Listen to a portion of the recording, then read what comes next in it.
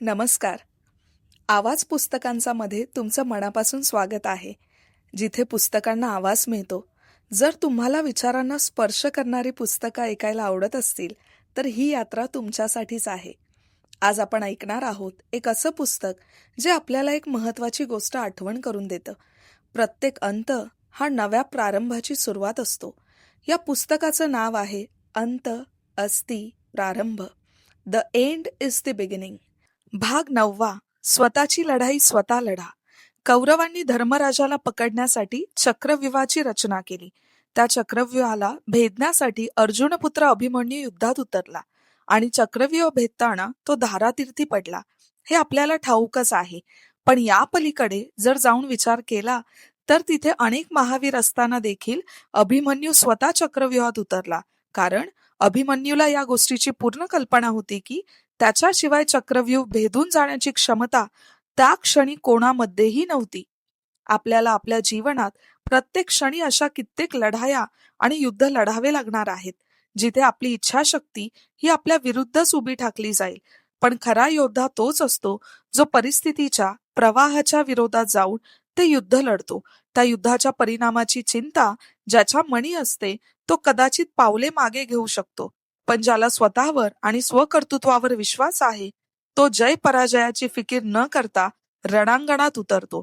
प्रत्येकाच्या आयुष्यात भूतकाळामध्ये असे बरेच प्रसंग घडून गेलेले असतात किंवा घडणार असतात, जिथे आपल्या लढाईसाठी आपण दुसऱ्या कोणावर तरी अवलंबून बसलेलो असतो आणि आपण तिथेच फसतो.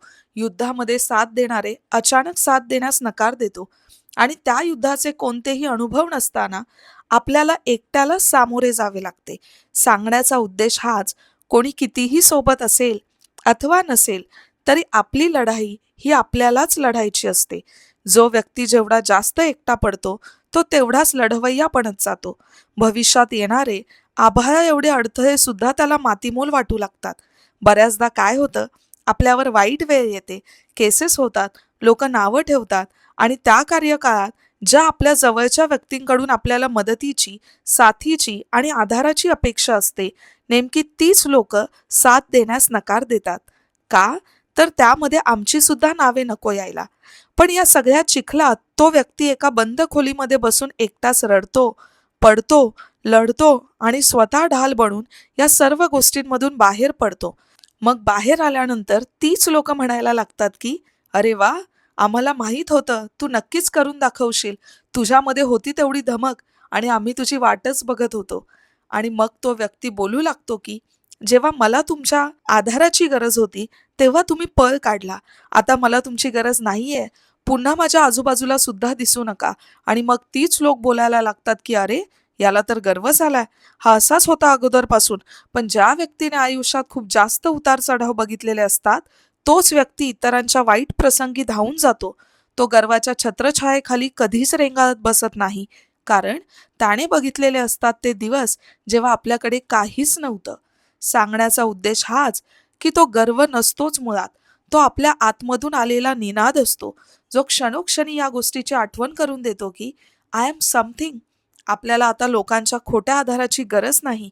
ही भावना जेव्हा मनात उत्पन्न होते तेव्हा मोठ्यातल्या मोठ्या संघर्षाला नियतीने पूर्णपणे तयार केलेलं असतं.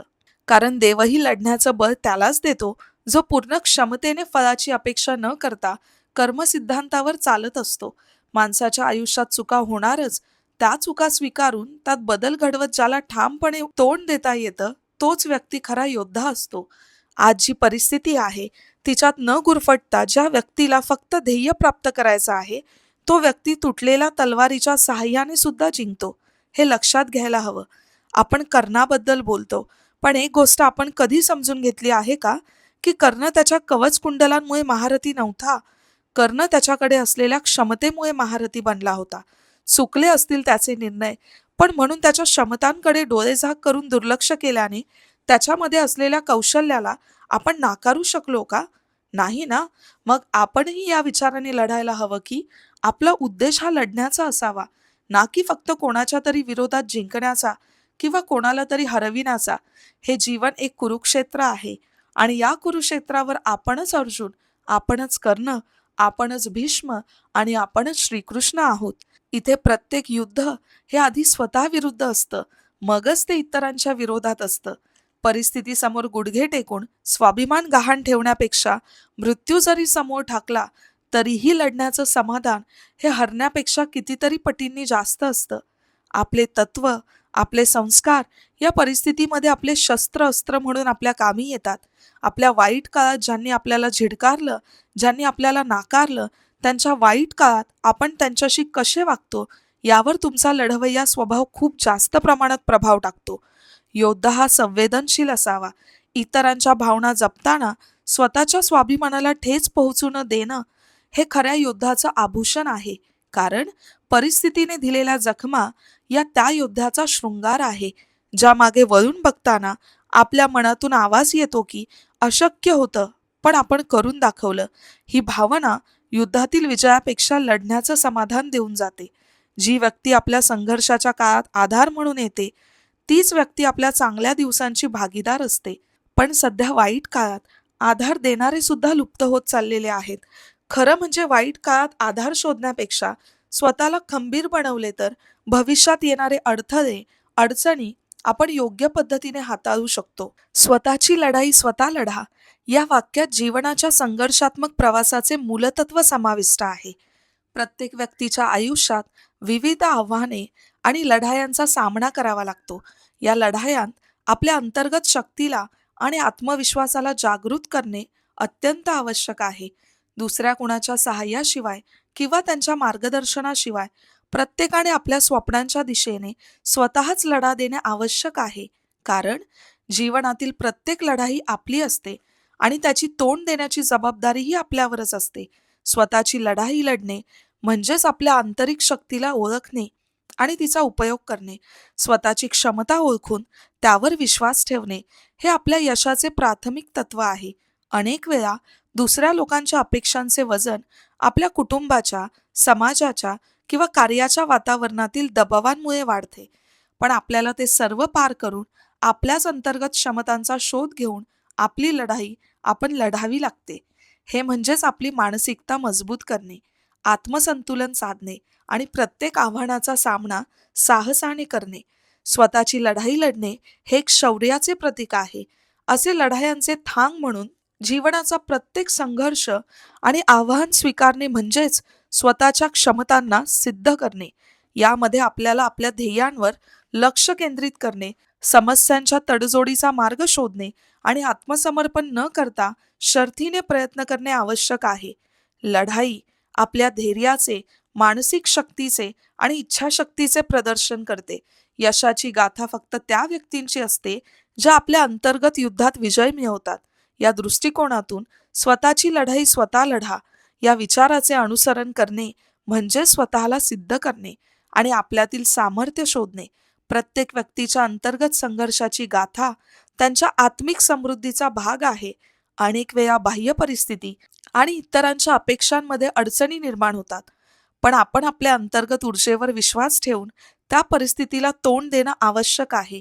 यानेच आपल्याला स्थिरता, शांतता आणि आत्मसंतोष मिळवता येतो.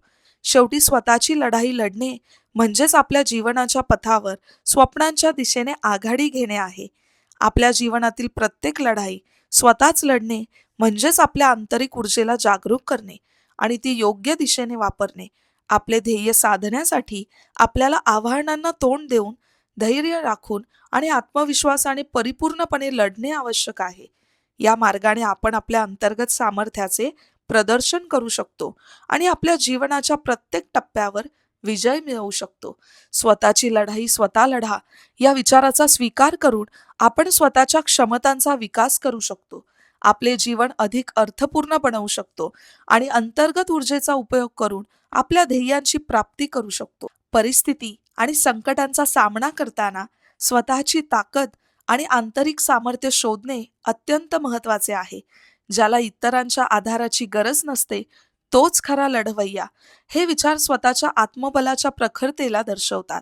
याचा अर्थ असा की खरे यश आणि लढाईची विजयप्राप्ती म्हणजेच आपल्या अंतरात्मिक शक्तीला ओळखून आणि त्या शक्तीचा पूर्ण उपयोग करून परिस्थितीचा सामना करणे.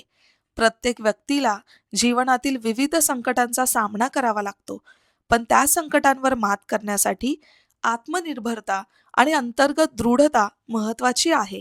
आपल्याला असे मानावे लागते की संकटांची खरी परीक्षा आपल्या आत्मसामर्थ्याची असते. बाह्य आधाराची आवश्यकता नसून आंतरात्मिक धैर्य आणि स्थिरता हा खरा आधार असतो. इतरांच्या सहाय्याशिवाय स्वतःच्या कष्ट आणि मेहनतीवर आधारित यश प्राप्त करणे म्हणजेच खरे पराक्रमाचे प्रदर्शन. जेव्हा आपल्याला स्वतःच्या क्षमतांवर विश्वास ठेवता येतो आणि परिस्थितीच्या प्रतिकूलतेला तोंड देणे शक्य होते, तेव्हा आपण खरे लढवय्या असतो. स्वतःच्या सामर्थ्यावर आधारित लढाई करण्याचा दृष्टिकोन आत्मसंवर्धन आणि आत्मविश्वासाच्या प्रामाणिकतेला दर्शवतो. परिस्थितीचा सामना करण्यासाठी इतरांच्या मदतीची अपेक्षा न करता स्वतःच्या पायावर उभे राहणे हीच खऱ्या लढवय्याची लक्षणे आहेत. यामुळे आपल्याला आपल्यातील सामर्थ्याचा उपयोग करून स्वतःच्या समस्यांचा सामना करणे आणि समाधान शोधणे शक्य होते. स्वतःवर विश्वास ठेवून आपल्याला बाह्य आधाराशिवाय परिस्थितीवर नियंत्रण मिळवता येते. तसंच संकटांचा सामना स्वतः करणे म्हणजेच आत्मविकासाच्या मार्गावर एक पाऊल पुढे जाणे असे मानले जाते. आपल्याला परिस्थितीच्या प्रतिकूलतेशी जुळवून घेण्यासाठी आणि आपल्या क्षमतांचा अधिकृत वापर करण्यासाठी स्वतःला योग्य पद्धतीने सिद्ध करणे आवश्यक आहे. त्यामुळे खरे लढवय्या होण्यासाठी आपल्याला स्वतःच्या बलावर विश्वास ठेवणे आणि परिस्थितीला तोंड देताना आपले सर्वोत्तम कार्यप्रदर्शन करणे आवश्यक आहे. शेवटी संकटांवर मात करण्यासाठी आणि परिस्थितीचा सामना करण्यासाठी आपल्या आत्मविश्वासाची आणि आंतरात्मिक सामर्थ्याची परीक्षा होते. यामुळेच बाह्य आधाराची गरज न ठेवता स्वतःच्या आंतरात्मिक सामर्थ्यावर आधारित संकटांचा सामना करणे हे खरे लढवय्याचे लक्षण आहे. स्वतःच्या कष्ट आणि सामर्थ्यावर विश्वास ठेवून आपण प्रत्येक संकटाला सक्षमपणे पार करू शकतो आणि जीवनातील प्रत्येक टप्प्यांवर यश मिळवू शकतो. कर्मण्येवाधिकारस्ते मा फलेषु कदाचन या श्लोकाने महाभारतात श्रीकृष्णाने अर्जुनाला परमज्ञान प्राप्त करून दिलं होतं. आपल्या आयुष्यात या श्लोकाला प्रचंड असं महत्त्व आहे, कारण आपण जगत असताना एका वळणावर आपल्या संघर्षाचं फलित काय हे चाचपडण्याचा आपण केविलवाणा प्रयत्न करतो आणि आपल्या प्रयत्नात कसूर करतो, पण नकळतच आपण स्वतःच्या इच्छित ध्येयापासून दूर जाऊ लागतो आणि इथेच गोची होते. एकदा का आपण ठरवलं ना की आता लढायचं आहे, मग काय मिळेल, काय गमवावं लागेल याचा विचार सोडूनच लढायला हवं. गरुड पक्षी जेव्हा गगनात भरारी घेतो तेव्हा तो संपूर्ण आकाश व्याप्त करत असतो. तेव्हा तो हा विचार करत नाही की त्याचे समगडी असलेले छोटे पक्षी काय विचार करतील, ते आपल्याला काय म्हणतील. त्याच्या डोळ्यासमोर फक्त आणि फक्त त्याच्या भरारीचं ध्येय असतं आणि तो ते ध्येय आपल्या विशालकाय पंखांच्या छायेत घेऊन झेप घेतो. त्यामुळे आता हे आपणच ठरवायला हवं की भंपक अपेक्षांच्या कुबड्या घेऊन जगायचं की स्वतः परिस्थितीसमोर पाय रोवून स्वतःचं युद्ध स्वतः लढायचं. जर या आवाजाने तुम्हाला काही जाणवून दिलं असेल तर चॅनल सबस्क्राईब करा, बेल आयकॉन दाबा, व्हिडिओ लाईक आणि शेअर करा आणि कॉमेंटमध्ये नक्की लिहा, हे शब्द मला कुठेतरी भिडले.